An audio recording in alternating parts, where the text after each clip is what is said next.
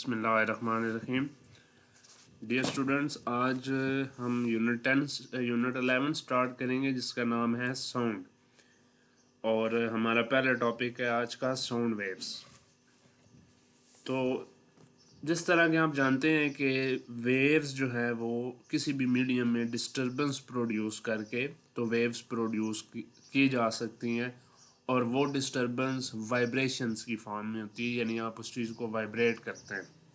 जिस तरह पानी में आप पत्थर फेंकें तो वेव्स प्रोड्यूस होती हैं। इसी तरह लाइट वेव्स हैं। स्ट्रिंग जो है आपने पिछले चैप्टर में पढ़ा है, एक स्ट्रिंग या रोप में आप उसे स्ट्रेच स्ट्रिंग लें, उसको अप एंड डाउन मूव करते हैं तो उसमें वेव्स प्रोड्यूस होती हैं। तो ये सारी चीज़ें वाइब्रेशंस हैं, यानी आप वाइब्रेशन प्रोड्यूस करें तो उसके नतीजे में वेव्स प्रोड्यूस हो जाती हैं। तो साउंड वेव्स बेसिकली इसी तरह से हैं कि साउंड वेव्स जो हैं वो भी बॉडीज़ को वाइब्रेट करने से प्रोड्यूस होती हैं। फॉर एग्जांपल आपके सामने एक पिक्चर है, तस्वीर आपके सामने है, जिसमें एक गिटार प्ले हो रहा है और उस गिटार में की जो स्ट्रिंग्स हैं उनको वाइब्रेट किया जा रहा है। जब म्यूजिशियन कोई गिटार प्ले करता है तो वो स्ट्रिंग्स को वाइब्रेट करता है। उस वाइब्रेशन की वजह से साउंड वेव्स प्रोड्यूस होती हैं। अब वो जो साउंड वेव्स हैं वो हवा के अंदर यानी एयर के अंदर वाइब्रेशंस प्रोड्यूस करती हैं, और वही वाइब्रेशंस हमारे ईयर में एक सेंसेशन, एक फील प्रोड्यूस करती है, जिसकी वजह से ईयर ड्रम वाइब्रेट होता है और हमें साउंड वेव्स जो हैं वो सुनाई देती हैं। इसी तरह साउंड वेव्स और बहुत सारी साउंड वेव्स हैं जो कि प्रोड्यूस की जा सकती हैं। एक एग्जांपल मैंने यहाँ पे लिखी है गिटार की। इसी तरह हम जो बोलते हैं, हमारे वोकल कॉर्ड्स जो हैं वो वाइब्रेट करते हैं। हमारे वोकल कॉर्ड की वाइब्रेशन की वजह से हमारी आवाज़ जो है वो सुनाई देती है, यानी उसकी वजह से साउंड वेव्स प्रोड्यूस होती हैं।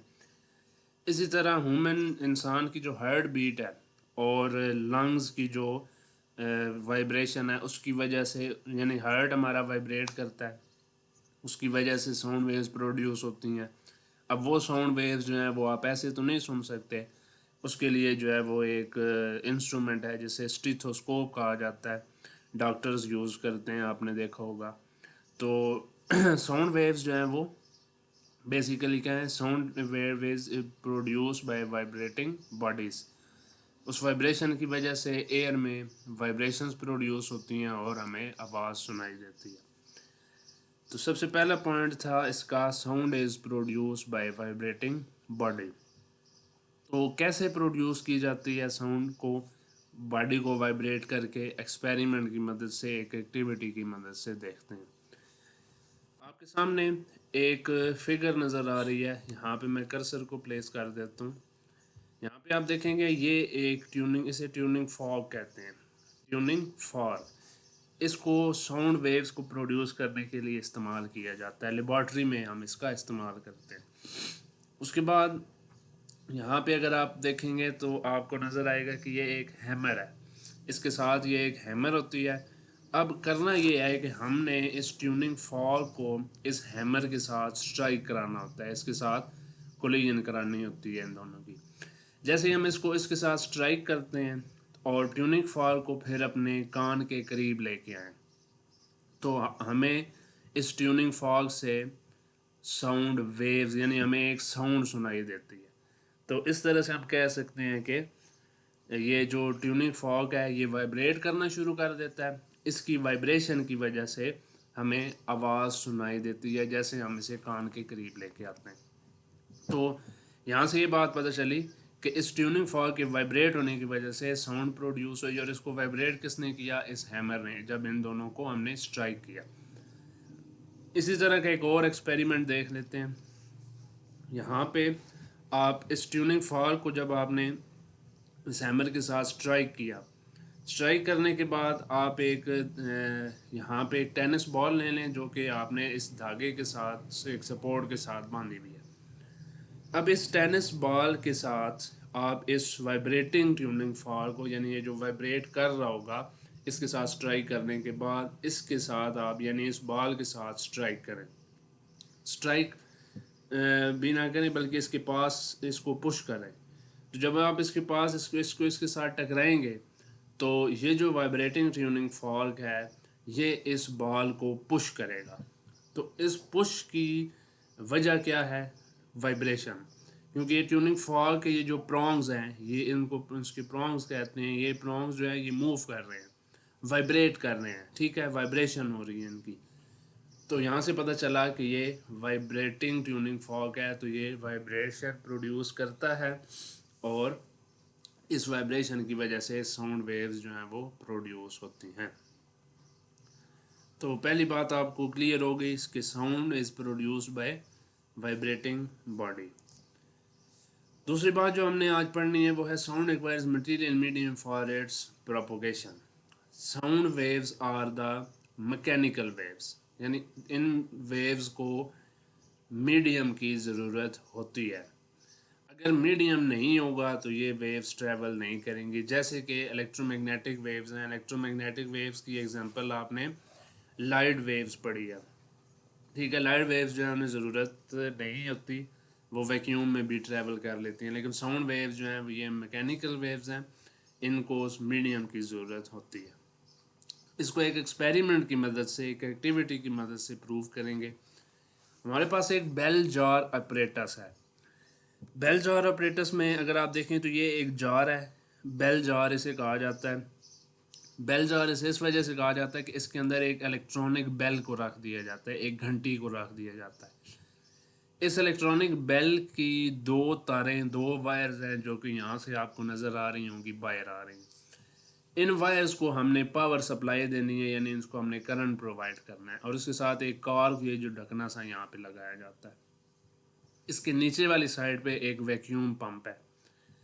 अब करना हमने ये है कि जैसे ही हम इलेक्ट्रिक करंट इसको प्रोवाइड करेंगे, डैट इज़ पावर सप्लाई के साथ इसे कनेक्ट करेंगे, तो बेल जो है ये रिंग होना यानी बजना स्टार्ट हो जाएगी। अब जैसे ही हम इस वैक्यूम पंप की मदद से आहिस्ता आहिस्ता इसके अंदर मौजूद एयर को सक करना शुरू कर देंगे, बाहर निकालना शुरू कर देंगे, तो ये जो इलेक्ट्रॉनिक बेल है जो कि रैंग होती हुई सुनाई दे रही थी हमें, बल्कि अब इसकी आवाज़ जो है वो मध्यम होना शुरू हो जाएगी, यानी उसकी आवाज़ के जो the sound will become feeble. Aahista Aahista आवाज़ जो है वो कमज़ोर होने शुरू हो जाएगी, मध्यम होना शुरू हो जाएगी। एक वक्त ऐसा आएगा जब हम इसमें से सारी की सारी एयर रिमूव कर देंगे इस वैक्यूम पंप की मदद से, तो बेल की जो आवाज़ है वो हमें आना बंद हो जाएगी, बिल्कुल ख़त्म हो जाएगी। लेकिन बेल जो है वो रैंग हो रही होगी, बज रही होगी। कैसे? ये वाइब्रेट कर रही होगी बेल अपनी जगह पे। इसका मतलब ये है कि वाइब्रेशन तो हो रही है लेकिन हमें साउंड वेव सुनाई नहीं दे रही। मतलब ये वाइब्रेशन तो हो रही है लेकिन हमें साउंड वेव सुनाई नहीं दे रही। उसकी वजह क्या? उसकी वजह कि अब मीडियम ख़त्म हो चुका है। अब इसके दरमियान जो इस जार के अंदर जितनी भी एयर थी उसको हमने वैक्यूम पंप की मदद से सक कर लिया, बाहर निकाल लिया। तो अब इस बेल जार के अंदर कोई मीडियम नहीं रहा। तो साउंड वेव्स यहाँ से प्रूव होता है कि साउंड वेव्स को मटेरियल मीडियम, किसी न किसी मीडियम की ज़रूरत होती है। ये मीडियम के बगैर ट्रैवल नहीं करती, यानी हमारे ईयर्स तक नहीं पहुँच सकती। तो ये थी दूसरी बात जो हमने आज क्लियर करनी थी। तीसरी बात, longitudinal nature of sound waves. आपने पढ़ा है मैकेनिकल वेव्स की दो टाइप्स होती हैं। एक हमारे पास है ट्रांसवर्स वेव और दूसरी हमारे पास है लॉन्गिट्यूडनल वेव्स। इसको हम एक एक्टिविटी की मदद से इसी तरह की ट्यूनिंग फॉर्क के साथ हम स्टडी करते हैं। कंसिडर करें ये ट्यूनिंग फॉर्क ए फिगर, इसमें ये रेस्ट पे है, यानी अभी आपने इसको हैमर के साथ या किसी भी चीज़ के साथ जो है वो स्ट्राइक नहीं करवाया, ठीक है। जब ये ट्यूनिंग फॉर्क रेस्ट पे है तो इसके साथ यहाँ पे इर्द गिर्द जो इसके एयर मालिक्यूल्स हैं वहाँ पे डेंसिटी यूनिफॉर्म है, ठीक है। यहाँ पे इसकी डेंसिटी पे, यहाँ पे जो भी इसके इर्द गिर्द एयर है उस पर कोई उसकी डेंसिटी एक जैसी है हर जगह पे। अब हमने क्या किया कि इस ट्यूनिंग फॉर्क को हैमर के साथ स्ट्राइक किया, तो ये जो ट्यूनिंग फॉर्क का प्रोंग है ये आउटवर्ड मूव करेगा, क्योंकि इसने इस तरह से आगे पीछे वाइब्रेट करना है ना। तो पहले ये इधर जाएगा, फिर दूसरी तरफ पे आएगा, यानी जब आउटवर्ड मूव करेगा तो इसके सराउंडिंग में जो एयर है ये जो प्रोंग है ये इसके ऊपर प्रेशर एक्सर्ट करेगा, और प्रेशर जो है वो यहाँ पे इसके इर्द गिर्द जो है वो प्रेशर राइज हो जाएगा, इंक्रीज हो जाएगा। अब ये देखें, ये आपको लाइंस जो हैं ये इंक्रीज इन प्रेशर को शो कर रही हैं। जब प्रेशर इंक्रीज होगा तो साथ जो इसके एयर मालिक्यूल्स हैं यहाँ पे कंप्रेशन प्रोड्यूस होगी, ठीक है। और यहाँ पे काजिंग कंप्रेशन ऑफ मालिक्यूल्स, यहाँ पे मालिक्यूल्स में एयर मालिक्यूल्स में कंप्रेशन प्रोड्यूस होगी, एयर मालिक्यूल्स कंप्रेस हो जाएंगे। अब इसने दोबारा दूसरी साइड पे भी मूव करना है, क्योंकि वाइब्रेट कर रहा है ना, इसने अपनी मेन पोजीशन के अराउंड वाइब्रेट करना है। जब ये इनवर्ड यानी इसके अपोजिट दूसरी डायरेक्शन में मूव करेगा तो अब क्या होगा, अब रेयर फ्रिक्शन प्रोड्यूस होगी। रेयर फ्रिक्शन से मुराद ये है कि यहाँ पे जो प्रेशर है, प्रेशर जो है वो क्या होगा, अराउंड द इसके अराउंड इस साइड पे जो प्रेशर है वो डिक्रीज हो जाएगा, फॉल इन प्रेशर होगा, ठीक है। फॉल इन प्रेशर की वजह से जो एयर के मालिक्यूल्स हैं वो एक दूसरे से दूर चले जाएंगे, दूर जाने की वजह से रेयर फ्रिक्शन प्रोड्यूस होगी, ठीक है। यानी जहाँ पे वेव जो है वो मैक्सिमम हो, उसका एम्पलीट्यूड मैक्सिमम हो, ठीक है, वहाँ पे कंप्रेशन प्रोड्यूस होती है। और जहाँ पे जो है वो वेव आपकी उसका जो एम्पलीट्यूड है वो मिनिमम हो जाए, वहाँ पे रेयर फ्रैक्शन प्रोड्यूस होती है। बेसिकली जहाँ पे लूप जो है ना वेव का, ये जहाँ पे क्लोजर टू ईच अदर हो, यानी यहाँ पे वेव्स कंप्रेस हुई हो, जुड़ी हुई हो, वहाँ पे कंप्रेशन, और जहाँ पे वेव्स एक दूसरे से दूर दूर होती हैं वहाँ पे रेयर फ्रैक्शन प्रोड्यूस होती है। तो इस तरह से अब इस फिगर में देखें, ए बी सी फिगर में, तो यहाँ पे ये रेस्ट पे है, यानी अभी तक हमने इसको वाइब्रेट नहीं कराया। बी पोजीशन पे जब ये आउटवर्ड मूव करेगा तो यहाँ पे कंप्रेशन प्रोड्यूस होगी। फिर अगली जब यहाँ पे दूसरी यानी इनवर्ड मूव करेगा तो फिर यहाँ पे रेयर फ्रैक्शन प्रोड्यूस होगी, फिर इसी तरह कंप्रेशन प्रोड्यूस होगी, फिर रेयर फ्रैक्शन प्रोड्यूस होगी। तो इस तरह से ये पैटर्न जो है वो आगे की तरफ मूव होता चला जाता है। तो यहाँ से हमें पता चला कि sound waves are the longitudinal nature of waves. Sound की जो है वो लॉन्गिट्यूडनल नेचर होती है, sound waves are the longitudinal waves.